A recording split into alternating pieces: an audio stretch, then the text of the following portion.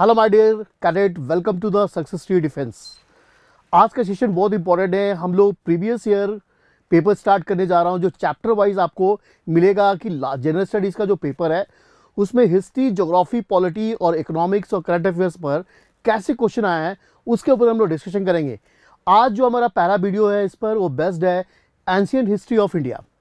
तो ancient history से last 10 years में क्वेश्चंस किस किस चैप्टर से आए हैं वो लोग आज हम डिस्कशन करेंगे। तो कैडेट्स वेलकम।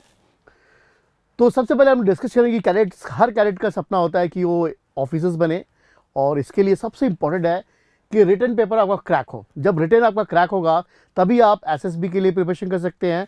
तो सबसे पहले आप फोकस कीजिए कि how to crack the written paper. और रिटन पेपर क्रैक करने का सबसे बेस्ट तरीका है कि लास्ट 10 ईयर्स में आप हर जिस सेक्शंस की तैयारी कर रहे हैं, लास्ट 10 ईयर्स के प्रीवियस ईयर को पेपर देखिए कि क्वेश्चंस कैसे पूछे गए हैं आपके एनडीए के रिटन पेपर्स में। तो आइए लेट्स स्टार्ट। और आपका ड्रीम है यही पहुंचना पुणे, और इसके लिए सबसे ज़रूरी है कि पहले आप रिटन पेपर की तैयारी अच्छी तरीके से करें और हमारे साथ जुड़ जाइए। अगर आपने सिलेक्शन करना है तो हमारे साथ जुड़ जाइए, हम आपको तैयारी करवाएंगे कि रिटन पेपर की कैसे तैयारी की जाती है। तो नेक्स्ट आइए। तो जनरल एबिलिटी टेस्ट जिसको गैट कहते हैं, 3 सेक्शन है, इंग्लिश, साइंस और जनरल स्टडीज़। इसमें जनरल स्टडीज़ का जो सेक्शन है इसमें हमने स्टार्ट किया है कि 10 ईयर्स जो पेपर्स है उसके ऊपर डिस्कशन का सेशंस। धीरे धीरे करके आपके साइंस के भी, इंग्लिश के भी आएंगे 10 ईयर्स पेपर के ऊपर डिस्कशंस आने वाले हैं। तो आइए पहले जनरल स्टडीज़ के ऊपर डिस्कस करें। जनरल स्टडीज़ में आप देखिए तो 6 सेक्शंस है आपका। पहला history, geography, Indian polity, Indian economic, current affairs और स्टैटिक जीके। जो आज का सेशन है वो आपके हिस्ट्री के ऊपर स्टार्ट हमने कर रहे हैं। सबसे पहले हिस्ट्री ले रहे हैं कि बच्चों को बहुत हिस्ट्री में डिफिकल्टी ज़्यादा आती है। और हिस्ट्री में बताया कि 4 सेक्शन हमने डिस्कस किया था पिछले वीडियो में कि how to prepare the history for the NDA. तो एक बार आप वीडियो जरूर जाके देखिए, how to prepare history for the NDA, उससे और भी आपकी अंडरस्टैंडिंग अच्छी बनेगी। अब हिस्ट्री में 4 सेक्शन है, ancient history, medieval history, modern India and world history. जो आज का सेशन है वो हम लोग डिस्कशन करेंगे एंशिएंट हिस्ट्री में लास्ट 10 ईयर्स में कैसे क्वेश्चन आया।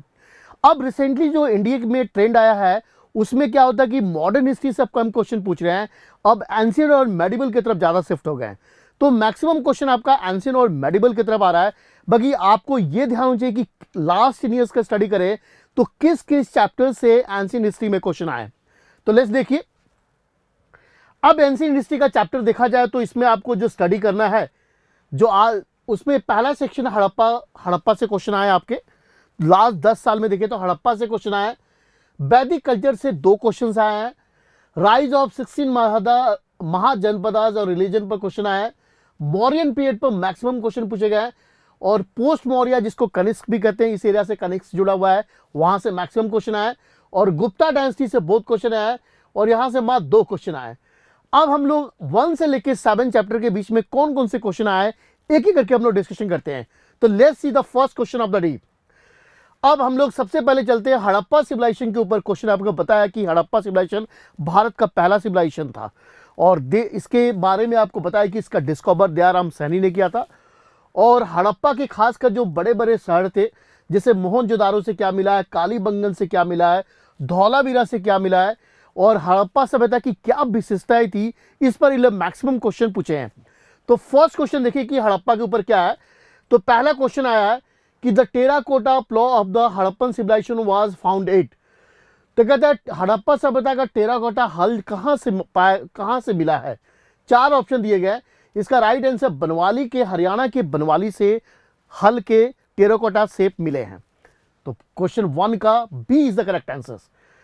तो पहला क्वेश्चन हड़प्पा से। दूसरा क्वेश्चन हड़प्पा से क्या पूछे उनने लास्ट 10 साल में, विच one of the following is the not the characteristic feature of the Harappan settlement.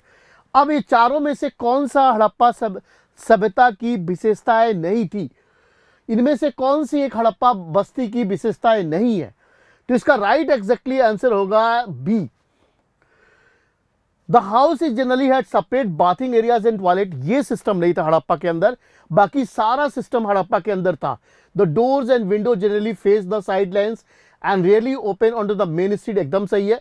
The citadel was walled but the lower towns was not walled. तो हड़प्पा सभ्यता की दो भागों में डिवाइड था, ऊपर वाले जो हाइट पर थे उनमें किला था और नीचे वाले एरा में किलाबंदी नहीं थी, ये भी सही है। Drains and water chutes from the second storage were often built inside the wall, ये भी करेक्ट है। तो क्वेश्चन नंबर 2 का right answer is B. Next question number 3। Question number 3 देखिए, कहता है consider the following statement about the Harappa culture. अब हड़प्पा सभ्यता की कैसे ग्रो हुआ, आपको पता है कि कैसे ग्रो हुआ, इसके ऊपर क्वेश्चन है। कहता है Harappa culture mature in Sindh and Punjab. तो हड़प्पा सभ्यता का सबसे पहले जो शहरी सभ्यता के रूप में डेवलप हुई वो कहता है कि सिंध और पंजाब में। दूसरा कहता है it spread from there to southwards and eastward, इसका फैलाव साउथवर्ड और ईस्टवर्ड की तरफ हुआ। The area which is spread was bigger than the Egypt and Mesopotamia. तो इसमें तीनों के तीनों स्टेटमेंट सही है, इसलिए इसका answer D is the correct answer. ये तीनों विशेषताएं हड़प्पा कल्चर की सही है। नेक्स्ट क्वेश्चन हड़प्पा पर क्या आया देखिए, क्वेश्चन नंबर 4। क्वेश्चन नंबर 4 कहता है Harappan crafts display an amazing degree of standardisation according to Kenoyer, what was the possible reason for such achievement. अब हड़प्पा में जो क्राफ्ट्स है, कहते हैं कि हड़प्पा सभ्यता शिल्प मानकीकरण की अद्भुत डिग्री प्रदर्शित करते हैं। किन्नौर के अनुसार ऐसी उपलब्धि का संभावित कारण क्या था। तो किन्नौर एक हिस्टोरियन है, वो बताता है कि हड़प्पा सभ्यता में जितने भी अच्छे जो क्राफ्ट्स बने हैं, शिल्प बने हैं, उसका मेन कारण था स्टेट कंट्रोल, राज्य का नियंत्रण, इसके अनुसार। क्वेश्चन नंबर 5 देखिए, कहता है कि इन द मेसोपोटामिया रिकॉर्ड्स, क्योंकि हड़प्पा सभ्यता का जो ट्रेड रिलेशन था वो मेसोपोटामिया जो आज इराक कहलाता है। Which one of the following term was used for the Indus valley civilisation. तो मेसोपोटामिया के लोग इंडस वैली के लोगों के लिए कौन सा शब्द यूज करते थे। तो इसका राइट आंसर होगा B is the correct answer, Meluhha. तो ये क्वेश्चन नंबर 5 पूछे गए। तो ऐसे करके क्वेश्चंस आप लास्ट 10 ईयर्स में देखें तो पूछे गए। नेक्स्ट देखिए क्वेश्चन नंबर 6। क्वेश्चन नंबर 6 कहता है which one of the following Harappan site was specialised centre for making the shell object. कहता है कि निम्नलिखित में से कौन सा हड़प्पा शहर शंख वस्तु बनाने का एक विशेष केंद्र था। तो ये हड़प्पा के जो मेन शहर है उनके उत्खनन से जो खुदाई हुई है, उनके जमीन के अंदर से क्या क्या चीज मिले हैं, ये एग्जाम में ज्यादा क्वेश्चन पूछ रहे हैं वो लोग। तो इसका आंसर होगा B is the correct answer, Balakot से मिले हैं। तो 6 का B. Next question, question number 7। Question number 7 कहता है कंसीडर द फॉलोइंग स्टेटमेंट। कहता है terracotta models of the plough have been found sites in Cholistan and Banawali, एकदम सही है। There is evidence of a plough field at Kalibangan, Kalibangan में जोते हुए हल का निशान एसोसिएटेड विद द मैच्योर फिजर, ये भी एग्जैक्टली सही है। The plough field at Kalibangan है 2 set of furrows crossing at right angles to each other, setting 2 different crops were grown together it. इसका मतलब ये इसमें तीनों के तीनों स्टेटमेंट सही हैं। तो क्वेश्चन नंबर 7 का A is the correct answer. Question number आइए 8। अब आपने देखिए क्वेश्चन 1 से लेकर 7 तक, तो अभी तक आप लास्ट 10 ईयर्स का क्वेश्चन देखें तो 1 से लेकर 7 क्वेश्चन आपके हड़प्पा सभ्यता से पूछे गए। इसका मतलब यह हुआ कि हर साल एक हड़प्पा से अगर एनडीए 1 और 2 हो रहा था, एनडीए 1 में या 2 में एक क्वेश्चन हड़प्पा से आता है। इसलिए जब भी आप एंशिएंट हिस्ट्री या प्राचीन भारत की जब तैयारी करें तो हड़प्पा पर आपको फोकस करना है कि लास्ट 10 ईयर्स में स्टडी से पता लगता है कि एनडीए 1 हो या एनडीए 2 हो, एक क्वेश्चन हड़प्पा से होता ही होता है। नेक्स्ट हड़प्पा के बाद दूसरा एंशिएंट हिस्ट्री का चैप्टर है जिसको वैदिक कल्चर्स कहते हैं, जिसमें वेदों के बारे में आपको पता लगता है। 4 वेद, ऋग्वेद, सामवेद, अजुर्वेद, अथर्ववेद। तो आर्यंस लोग, आपको पता है कि जब हड़प्पा सभ्यता की डिक्लाइन कर गई तो सेंट्रल एशिया से कुछ भारत की तरफ लोग आ गए जिनको आर्यंस कहते हैं, और आर्यंस आके पंजाब में एक वेद की रचना की जिसको ऋग्वेद कहते हैं। अब इस ऋग्वेद के ऊपर 2 क्वेश्चन आपके देखे लास्ट 10 ईयर्स में स्टडी से पता लगता है कि 2 क्वेश्चन आपके ऋग्वेद में आए। पहला कहता है which one of the following is not true with the regards to Rigvedic Samhita. अब ऋग्वैदिक संहिता के अनुसार इसमें से कौन सा सही नहीं है, ऐसे क्वेश्चन एक आया है लास्ट 10 ईयर्स में। तो ऋग्वेद में लगभग 300 गैर यूरोपीय शब्द है। पहला स्टेटमेंट ही गलत है। बाकी दो ये भी सही है। There is a reference to 10 raja और battle of 10 king in the Rigveda. तो ऋग्वेद बुक में 10 राजाओं की लड़ाई के बारे में पता लगता है। It mention in the Rigveda that the Bharata chief Sudas fought against the, ये भी सही है। और Puru sided with the Bharata in the battle of 10 king, ये तीनों के तीनों सही है, पहला गलत है। दूसरा देखिए ऋग्वेद से क्या क्वेश्चन आया, which one of the following river was earlier known as Bitasta. तो ऋग्वैदिक नाम आपको नदियों का आपको पता है कि जब आर्यंस लोग भारत में आए तो पंजाब में आके सबसे पहले बसे और पंजाब में ही ऋग्वेद की रचना हुई। तो आर्यंस लोग नदियों के लिए जो वर्ड वैदिक नेम, एक तो ऋग्वैदिक में नदियों का वैदिक नेम क्या था, तो किस रिवर के लिए वैदिक नेम में बितास्ता यूज किया गया, तो इसका राइट आंसर होगा झेलम। तो ये दो क्वेश्चन आज से 10 साल के अंदर में दो ही क्वेश्चन यहां से आए हैं वैदिक कल्चर्स पर। इसका मतलब चैप्टर उतना इंपॉर्टेंट नहीं है। चैप्टर नंबर 3 देखिए, rise of Mahajanapada in 600 BC। वैदिक कल्चर के बाद के जो आर्यंस लोग गंगा प्लेन में फैल गए और उन्हें राज्यों को जन्म दिया, ऐसे करके 16 महाजनपदों का राइज हुआ, 16 महाजनपदों का राइज हुआ, rise of 16 Mahajanapada in 600 BC। और इसी महाजनपदा में सबसे इंपॉर्टेंट एम्पायर था मगध, जिसका पहला कैपिटल राजगीर था, बाद में पाटलिपुत्र हुआ। और मगध पर 3 डायनेस्टी ने रूल किया। तो मगध पर एक क्वेश्चन अभी तक पूछे हैं उनने। तो आइए देखें राइज ऑफ 16 जनपदा पर कौन क्वेश्चन आया। पहला क्वेश्चन आया कि who of the following was the contemporary of Alexander the Great. आपको पता है अलेक्जेंडर का जब राइज हुआ ग्रीक में, तो उसका समकालीन राजा भारत में कौन था, तो इसका आंसर होगा चंद्रगुप्त मौर्य। तो चंद्रगुप्त बिंबिसार था कि चंद्रगुप्त था, अशोका था, इसमें राइट ऑप्शन होगा 1 का B. Next question number 2, which one of the following ruler establish the Pataliputra as the capital of the Magadha empire. अब इसमें थोड़ा सा ये क्वेश्चन आया, इसमें थोड़ा मिस्टेक्स भी है। तो कहता है कि निम्नलिखित में से किस शासक ने पाटलिपुत्रा को मगध साम्राज्य की राजधानी के रूप में स्थापित किया था, तो इसका राइट आंसर सी होगा, अजात शत्रु के बेटे उदयन ने स्थापित किया था।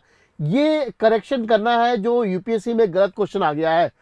तो उदयन ने ही पाटलिपुत्र, आपको पता है कि जो मगध की पहली राजधानी थी वो राजगीर थी, और राजगीर से अजात शत्रु के बेटे ने उदयन ने शिफ्ट करके पटना लेके आया, जिसको पाटलिपुत्रा कहते थे।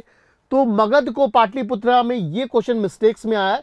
तो अजात शत्रु के बेटे उदयन ने ही मगध को एक तरह से कैपिटल के रूप में स्थापित किया था। और यहां पर चारों ऑप्शन एक तरह से करेक्ट नहीं है, तो यहां पर आप ये क्वेश्चन गलत आया है। नेक्स्ट क्वेश्चन नंबर आइए, राइज ऑफ रिलीजन। अब मगध का आपको पता है कि गंगा प्लेन में 600 BC में 16 राज्यों के साथ 2 धर्मों का भी उदय हुआ। 2 इंपॉर्टेंट धर्म, ऐसे बहुत से धर्मों का उदय हुआ जिसमें सबसे 2 मोस्ट इंपॉर्टेंट थे, एक था बौद्धिज्म, एक था जैनिज्म। अब देखिए धर्मों के ऊपर क्या क्या क्वेश्चन आया। पहला कहता है कि who of the following is the contemporary of Gautam Buddha. जब गौतम बुद्धा मगध अपने धर्मों का प्रचार कर रहे थे तो उनका समकालीन कौन था, तो वर्धमान महावीर थे। महावीर भी प्रचार करते सेम टाइम गौतम बुद्धा भी। उसके बाद next, where did Gautama Buddha give his first sermon. Gautama Buddha ने अपना पहला स्पीच कहां दिया, सारनाथ वाराणसी में। ऐसे क्वेश्चन आए इंडिया में। Next question number 3, where did Buddha attend the Parinirvana. Buddha को परिनिर्वाण कहां प्राप्त हुई थी, मैंने मोक्ष की प्राप्ति गौतम बुद्धा को कहां हुई, बोध गया में, पीपल ट्री के नीचे, बिहार में। सिंपल से क्वेश्चन आया। क्वेश्चन नंबर 4, कहता which of the following sect was associated with the Gosala Maskiputra. तो बौद्ध धर्म और जैन धर्म के साथ भी मगध में एक और भी धर्म था जिसका फॉलोअर अशोक का फादर फॉलोअर था, जिसको आजीवक सेक्ट भी कहते थे। तो आजीवक सेक्ट के फाउंडर एसोसिएटेड से जुड़े हुए हैं, जिनका नाम है, आजीवक सेक्ट से जो जुड़े हुए हैं उनका नाम है गोसला मास्कीपुत्रा, जो आपको अशोक का जो फादर था वो इसका फॉलोअर था। नेक्स्ट उसके बाद Jain literature, question number 6, consider the following statement relating to the Jain literature. Jain literature पर एक क्वेश्चन आया, the sacred book of the Jaina are known as Siddhanta और Agama. The language of the earliest Jain text is eastern dialect of Pali known as Ardhamagadhi. तो पहला second है और दूसरा गलत है। उस समय बहुत सी भाषा में जैनों की किताब को लिखा गया, तो सेकंड गलत है। इसका answer A is the correct answer. Question number आइए 6। अब 6 बस लास्ट बने, इसका मतलब कि धर्म के ऊपर 5 क्वेश्चन उन्हें पूछे हैं। नेक्स्ट चैप्टर इसके बाद स्टार्ट होता है मौर्यन डायनेस्टी। तो मौर्यन डायनेस्टी बहुत इंपॉर्टेंट है, यहां से हर साल एक क्वेश्चन आए हैं। तो मौर्यन डायनेस्टी पर पहला क्वेश्चन आइए, कहता है which one of the following chronological order of the given dynasty of India is correct. अब प्राचीन भारत के कुछ डायनेस्टी का नाम दिए गए हैं और उनको अरेंज करना है कि सबसे पहले मगध पर, जो मगध था पाटलिपुत्रा पर, कौन सी डायनेस्टी रूल की। तो सबसे पहले डायनेस्टी नंस है, नंदों के डिफीट करके मौर्याज आए, मौर्यों के बाद सुंग्स आए और सुंग के बाद कनब लोग आए। तो B is the correct answer. ऐसे करके एंशिएंट हिस्ट्री के डायनेस्टी को अरेंज करने के लिए इंडिया में आए। Next question number 2, which one of the following was the not the part of the Dhamma of the king Ashoka. Dhamma क्या था? अब पता कि अशोक ने एक लड़ाई लड़ा जिसका नाम था कलिंग वार। और कलिंग वार के बाद अशोक एक तरह से, आपको पता ही है कि वार छोड़ के एक पॉलिसी अपनाया जिसको धमा कहते हैं। तो धमा क्या था? एक तरह से अशोक का एक तरह से हर धर्मों के बीच में सहभागिता, सब लोगों के साथ प्रेम भाव बढ़ाने के लिए एक पॉलिसी लाया जिसको धमा कहते हैं। अब धमा में क्या प्रोविजन नहीं था, ऐसा क्वेश्चन आया है। पहला है कि राजा का सम्मान करना, अपने धर्म के अलावा अन्य धर्म के प्रति भी सहिष्णुता, ब्राह्मणों का सम्मान करना, अपने विषय के कल्याण को बढ़ावा देना। इसमें रिस्पेक्टिंग ऑफ ब्राह्मण नहीं था, बाकी सब कुछ धमा में प्रोविजन था। नेक्स्ट क्वेश्चन नंबर 3 आइए, अर्थशास्त्र the classical work of Indian political thought focus primary on. तो अर्थशास्त्र का लेखक आपको पता ही है कौन है, कौटिल्य ने अर्थशास्त्र की बुक लिखे, जो एक तरफ से आपको पता ही है कि prime minister of Chandragupta Maurya का प्राइम मिनिस्टर था।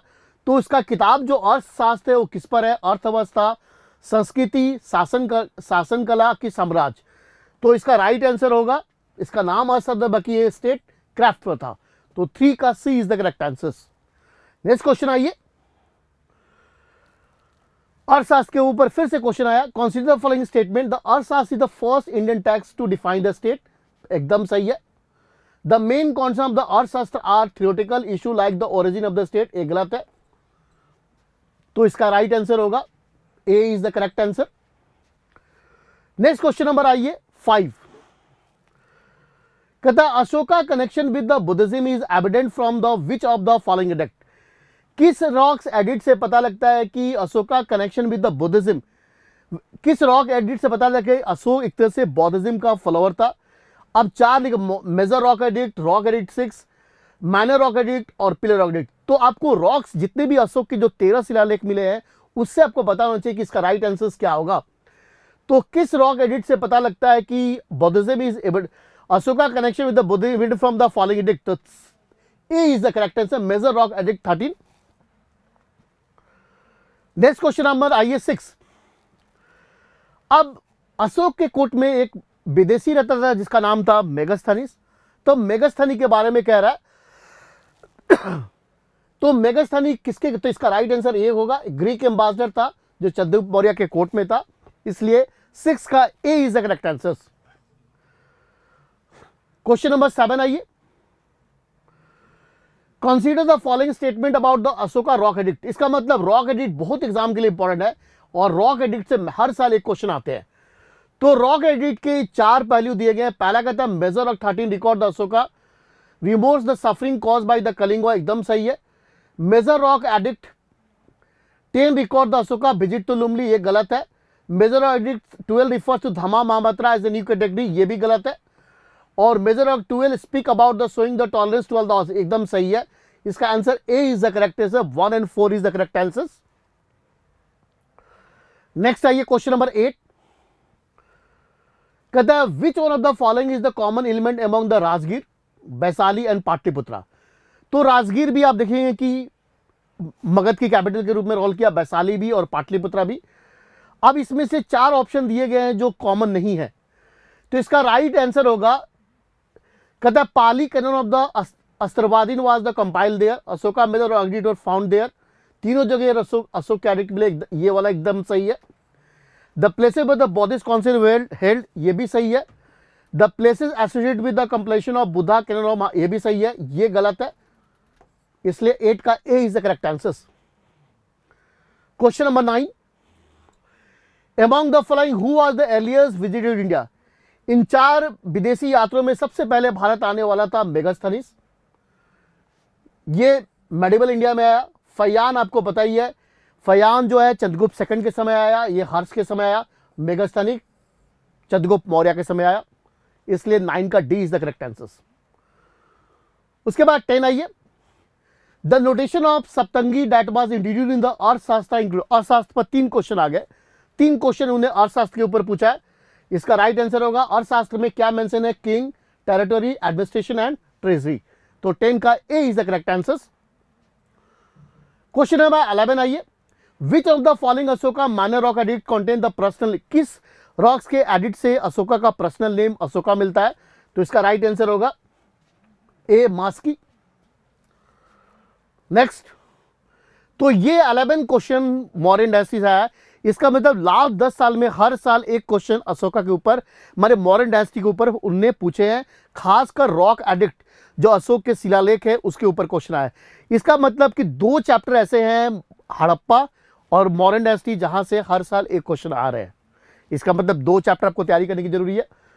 अब नेक्स्ट अशोका के बाद मौर्यन डायनेस्टी के बाद पोस्ट मौर्य डायनेस्टी स्टार्ट होता है, और पोस्ट मौर्य डायनेस्टी में सबसे इंपॉर्टेंट डायनेस्टी था। 2 तरह के समय शासक हुए, एक को देसी शासक कहते हैं, एक को विदेशी शासक। इस समय कुछ विदेशी आके भारत में बस गए, जिसमें सबसे इंपॉर्टेंट कनिष्क है, और खासकर कनिष्क के ऊपर ही मैक्सिमम क्वेश्चन यहां पूछे जाते हैं आपके एनडीए के पेपर में। तो नेक्स्ट देखिए,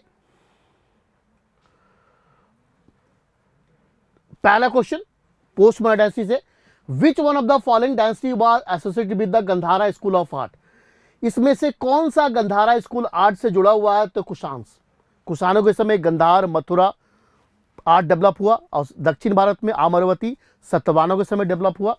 तो 1 का C is the correct answer, और गंधारा में ही गौतम बुद्ध की मूर्ति बनी, स्टैच्यू बनी।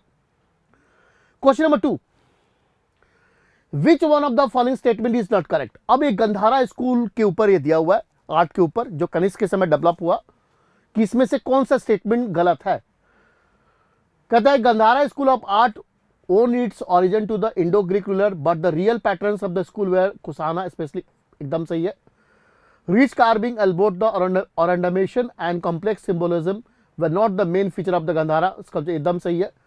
The Greco Roman architectural impact modify the structure, एकदम गलत है, ग्रीको रोमन का प्रभाव नहीं था। The artist of the Amravati school of art mainly use white, ये भी सही है। इसका मतलब answer is C is not correctly match.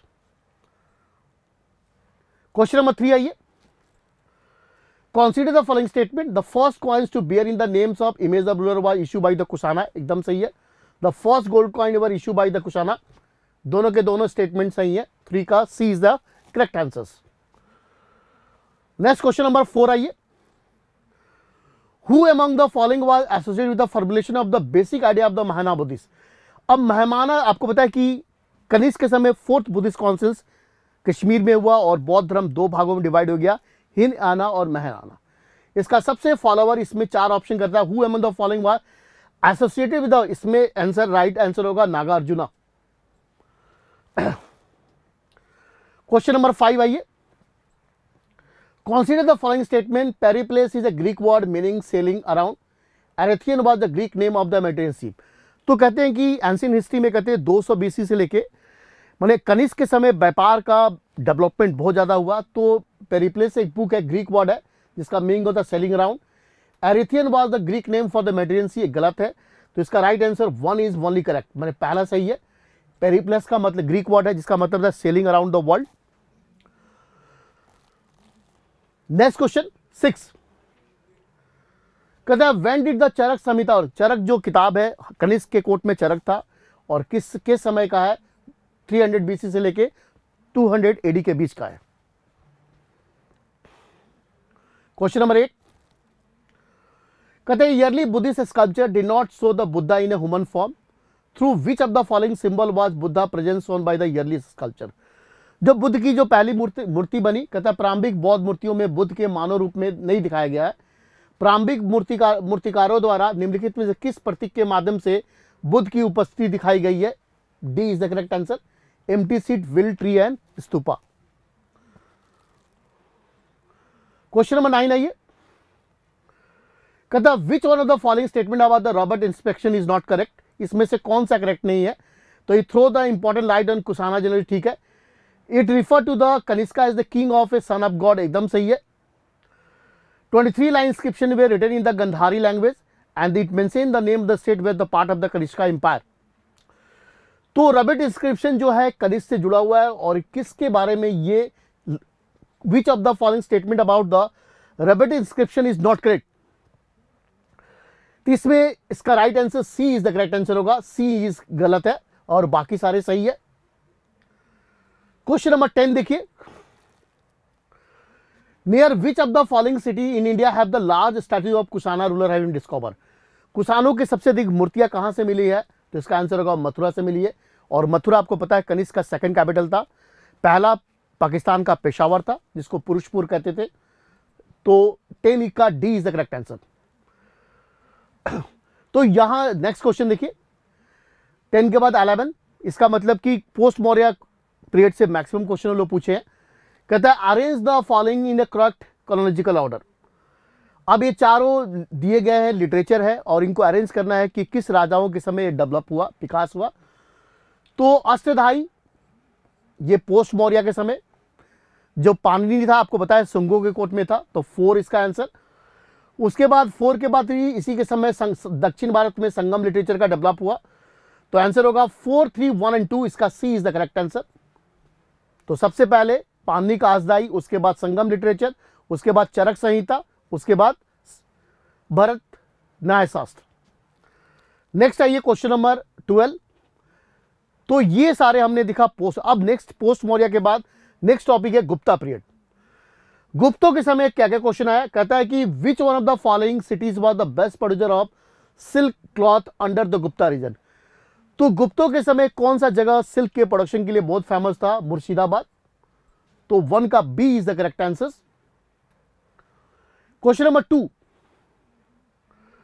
कहता which one of the following is not correct about the cave painting Ajanta. Ajanta painting के बारे में, तो गुप्तों के समय एक पेंटिंग डेवलप हुआ जिसको अजंता पेंटिंग कहते हैं, और इसके बारे में कौन सा सही नहीं है? A is the correct answer, 2 का ए। नेक्स्ट क्वेश्चन देखिए, the theme of the murals of the Ajanta caves are. तो अजंता पेंटिंग का जो थीम क्या है जो अजंता पेंटिंग पर दिखता है? तो इसमें कहता है कि पहला जो पेंटिंग के बारे में पता लगता है, decorative design which include the variety of animal, trees and flower, एकदम सही है। The portrait of various Buddhas and Buddhist, ये भी सही है। नैरेटिव सीन्स पोर्ट्रेइंग जातक स्टोरी, ये भी सही है। तो तीनों के तीनों स्टेटमेंट सही है, इसलिए 3 का डी इज द 3 का A is the correct answer. ए होगा इसका आंसर, तीनों के तीनों स्टेटमेंट सही है। नेक्स्ट क्वेश्चन नंबर 4 देखिए, विच one of the following statement of the Chandragupta second is not correct. तो गुप्तों का सबसे महान राजा आपको पता है समुद्रगुप्त था, और समुद्रगुप्त के बेटे का नाम था चंद्रगुप्त सेकंड, और चंद्रगुप्त सेकंड की कोर्ट में ही 8 स्कॉलर रहते थे जिसमें सबसे महान कालिदास थे। तो कालिदास अमर सिंह में एकदम राइट है, एकदम सही है पहला स्टेटमेंट। ये भी सही है, ये भी सही है, ये गलत है। ये अहोम प्रिंस थे, वेस्ट बंगाल के थे। वेस्ट अहोम प्रिंस असम के होते थे अहोम प्रिंस। ये वाटक के राजा से अपने डॉटर की शादी की थी। तो D is not correctly match. Next question, question number 5 देखिए, कहता which one of the following was the official name the Gupta period. गुप्तों के समय कोर्ट लैंग्वेज क्या था? तो सारे लोग संस्कृत में बात करते थे, और कालिदास ने भी सारे बुक अपने संस्कृत में लिखे हैं, इसलिए इनको शेक्सपियर कहते हैं। क्वेश्चन नंबर 6 आइए, who among the following compose the Prayag Prashasti of Samudragupta. तो प्रयाग प्रस्थि आपको पता है एक लेख है, और उससे जिससे हमें पूरा डिस्क्रिप्शन समुद्रगुप्त के बारे में रस लगता है। और किसने लिखे थे? उसके खुद के प्राइम मिनिस्टर हरिसेना मिनिस्टर ने लिखे थे। तो 6 का A is the correct answer. Who among the following was the author of the famous Sanskrit work Mricchakatika. तो ये भी गुप्तों के समय किताब लिखा है जिसका लेखक सुद्रक था, 7 का डी।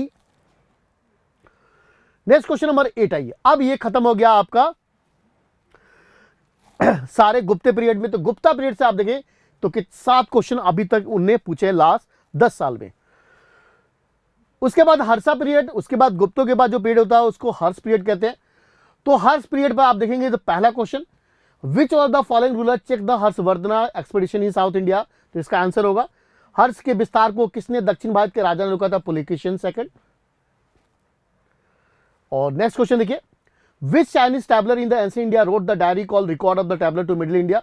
इसका राइट आंसर होगा हेन त्सांग, जो हर्ष के समय आया था और इसी ने लिखा था records of the travel to middle India. तो ये सारे हमने 10 साल के क्वेश्चन डिस्कशन किए कि 1 से लेके चैप्टर 7 तक कौन कौन से चैप्टर में कितने कितने क्वेश्चंस आपके आए थे। तो आप इस चैप्टर के सहारे आपको स्टडी से ये पता लगेगा कि जो मैक्सिमम क्वेश्चन आप देखेंगे, तो मैक्सिमम क्वेश्चन अगर आप देख रहे हैं तो सबसे ज्यादा क्वेश्चन आप देखेंगे तो हड़प्पा से क्वेश्चन आया। तो हड़प्पा सभ्यता को आपको पढ़ने का बहुत जरूरत है। उसके बाद दूसरा सबसे इंपॉर्टेंट सेक्शन जहां से मैक्सिमम क्वेश्चन आया वो मौर्यन पीरियड है। उसके बाद पोस्ट मौर्यन पीरियड, उसके बाद गुप्ता।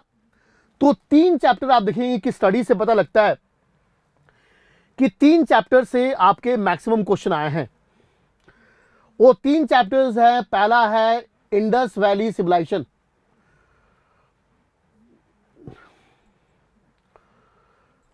जो पहला चैप्टर है उसका नाम है इंडस वैली सिविलाइजेशन, सिंधु घाटी सभ्यता। यहां से मैक्सिमम क्वेश्चन। उसके बाद दूसरा सबसे इंपॉर्टेंट चैप्टर है मौर्यन पीरियड, मौर्यन पीरियड। तीसरा चैप्टर है पोस्ट मौर्यस, जिसमें मैक्सिमम क्वेश्चन कनिष्क के ऊपर। चौथा चैप्टर है गुप्ता, गुप्ता। तो लास्ट 10 ईयर का कंक्लूजन से आता है कि जब भी एंशिएंट हिस्ट्री आपने पढ़ना है तो आपने इंडस वैली सिविलाइजेशन के ऊपर एक नोट्स बनाना है, मौर्यन डायनेस्टी, पोस्ट मौर्य और गुप्ता। तो ये हमारे आज के सेक्शन थे जिसके अंदर हमने डिस्कशन किया कि लास्ट 10 साल में एनडीए में एंशिएंट हिस्ट्री के ऊपर क्वेश्चन किस किस चैप्टर से कैसे आए। अब आपकी तैयारी का एक तरह से तैयारी आपको पता लग जाएगा कि हमें किस चैप्टर को फोकस करना है जिससे कि एनडीए का रिटन पेपर आपके सही हो और एंशिएंट हिस्ट्री में कौन कौन से चैप्टर को आपको फोकस करके पढ़ना है। तो ये आज का लेक्चर हमारा कैडेट था जो प्रीवियस ईयर पेपर पर बेस्ट था। नेक्स्ट लेक्चर पार्ट 2 में हम लोग मिलेंगे मेडिवल हिस्ट्री और डिस्कशन करेंगे कि मेडिवल हिस्ट्री में किस किस चैप्टर्स को पढ़ने की आपको जरूरत है। और रिसेंटली लास्ट 10 इयर्स के स्टडी से पता लग जाएगा कि किस किस चैप्टर से एंशिएंट मेडिवल हिस्ट्री में यूपीएससी के द्वारा एनडीए में कौन कौन से क्वेश्चंस पूछे गए हैं। तब तक के लिए thank you very much, have a nice day और best of luck for the coming examination for the NDA 1 in month of April 2024। तो नेक्स्ट सेशन में मिलते हैं और मेडिवल हिस्ट्री पर डिस्कशन करते हैं कि मेडिवल हिस्ट्री में कौन कौन से टॉपिक से क्वेश्चन आए। Thank you very much, have a nice day.